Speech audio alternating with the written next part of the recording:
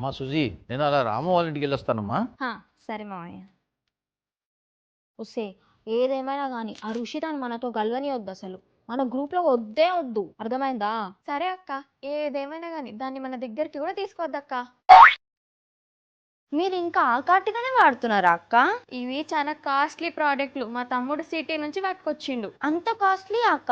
ఎంత రేట్ ఉండొచ్చు? ఇది 300, ఇది 200, ఇది 100 రూపాయలు. అవునా, నా దగ్గర కూడా కొన్ని ప్రొడక్ట్స్ ఉన్నాయి, చూస్తావా అక్క? చూపి. ఏంది ఇవన్నీ మొత్తం కలిపి ఎంత పెట్టి ఉన్నావు? ఉంటుందా అక్క, ఒక 8 to 10K. మొత్తం కలిపి కిలో ఉండదు, దీన్ని పట్టుకొని 10 కిలోలు అంటావేందే? అయ్యో అక్క, కే అంటే కేజీ కాదు, 8,000 నుంచి 9,000 ఉంటుంది అంటున్నా.